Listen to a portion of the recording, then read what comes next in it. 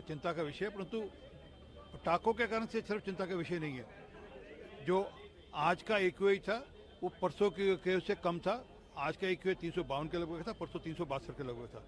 विषय है कि क्या पूरे साल जो काम होने चाहिए वह काम हो रहे हैं क्या? दिल्ली के अंदर 15,000 बसें चाहिए थी आज से 10 साल पहले। आज भी दिल्ली में कुल 7200 बसें हैं लगभग। उसमें से 1900 बसें हुए हैं इलेक्ट्रिक व्हीकल हैं जो मोदी जी ने नीचे दी हैं। अगर आप नीचे बसें ही नहीं दोगे, लोग पब्लिक ट्रांसपोर्ट यूज़ करेंगे, जो कि 41% कॉन्ट्रीब्यूटर है पोल्यूशन के लिए। 41%, पटाखे तो सिर्फ 1% है। और फिर आपके घर से अगर आपने मेट्रो स्टेशन जाना हो या आपके घर से आपने बस स्टॉप तक जाना हो, तो आपके पास कोई साधन है क्या? सरकार ने कोई साधन प्रोवाइड किया है जिसे लास्ट माइल कनेक्टिविटी कहते हैं? उसमें विफल हुई दिल्ली सरकार। दिल्ली के अंदर 224 मैकेनाइज स्वीपर आज चाहिए, कुल मिलाकर 52 हैं जो काम कर रहे हैं। तो जो धूल उड़ रही है उसकी किसी ने चिंता करी क्या? क्या दिल्ली के अंदर जो पेड़ लगने थे उनका कोई ऑडिट हुआ? पेड़ कितने लगे, कितने बचे, उनका कोई ऑडिट हुआ? कोई अब तक जानकारी नहीं है। तो क्या है कि ये सिर्फ 25 अक्टूबर को उठते हैं और 25 जनवरी को वापस जाकर सो जाते हैं, पूरा साल चिंता नहीं करते और सारा का सारा आरोप पटाखों पर लगा देते हैं। पिछले 2 साल पहले तक पराली पर लगाते थे पंजाब की, अब हरियाणा और यूपी की बात करते हैं। गोपाल राय ने कहा है सहयोग किया और दिल्ली में पोल्यूशन कैसे कम हो, सभी जो विधानसभा क्षेत्र है वहाँ पे वाटर यूज़ करेंगे जिससे फव्वारे के जरिए पोल्यूशन को कम किया जाएगा और साथ में 200 एंटी जो है वो गन्स लगाएंगे जिससे पोल्यूशन। ये सिर्फ दिवाली के आसपास उठते हैं और 25 जनवरी के आसपास जाकर सो जाते हैं। ये सारा साल करने वाला काम है। प्रदूषण के कारण में जाएं, दिल्ली के अंदर यातायात की कमी है, आज बसेस की कमी है, दिल्ली के अंदर मैकेनाइज्ड स्वीपर्स की कमी है। जो लगातार निरंतर करने वाला काम वो तो हो नहीं रहे। आप नी जर्क रिएक्शन देते हैं, आप उठते हैं फिर कहते हैं कि नहीं ये कर लें, ऐसा कर लें, कुछ स्प्रिंकल्स लगा लें। वो एक थोड़ी देर के लिए तो राहत देते हैं, परंतु क्या पूरा साल राहत देंगे? नहीं देंगे। जरा जून में चेक कर लीजिए, जून में भी जो पोल्यूशन था वो 250 से ऊपर था, जबकि जो कि खतरे से ऊपर है। तो क्या कि सारा साल पोल्यूशन की स्थिति वैसी है। और ये जो करने वाले काम है वो करते नहीं। जैसे पंजाब में पराली जल रही है, उसके कारण से दिल्ली में पोल्यूशन होता है, उसके बारे में बात नहीं करेंगे। ये कहेंगे आरोप लगाएंगे हरियाणा के ऊपर।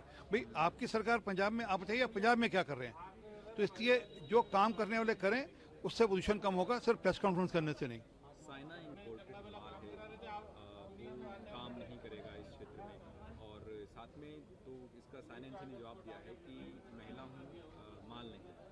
साथ में कहा कि वो बेहाल हो गए हैं, जनता उनको बेहाल करे। देखिए किस प्रकार की सोच है वह दिखती है और किस प्रकार का घटियापन है ये दिखता है।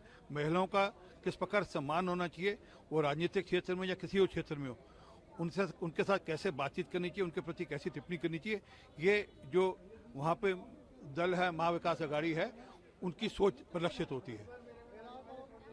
नॉमिनेशन के जो हलफनामे हैं उसमें उनका उम्र बढ़ गया है, जिसको लेकर के बीजेपी हमलावर है, कह रही है तो बस झूठ है। नहीं, अभी वो गलत हलफनामे भरेंगे तो हमारा प्रश्न उठाना जायज़ है।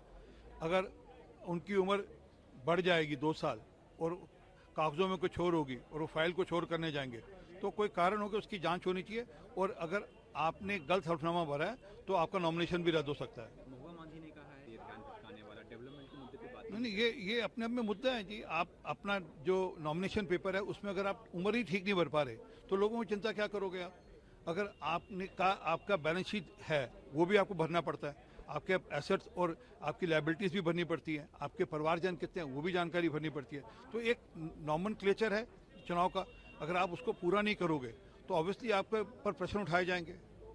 मल्लिकार्जुन खड़गे ताकि 5-6 वादे या 10 वादे कर लेने के बाद ऐसा ना हो फिर पिछली पीढ़ियां हैं वो आपको। कर्नाटका और हिमाचल से शायद कुछ सीख लेने की कोशिश कर रहे हैं। कर्नाटका और हिमाचल में बड़े बड़े वादे किए थे और वह वादे पूरे नहीं हो पा रहे। उनके खुद के डिप्टी सीएम अपनी स्कीम्स रोल बैक करने की बात कर रहे हैं।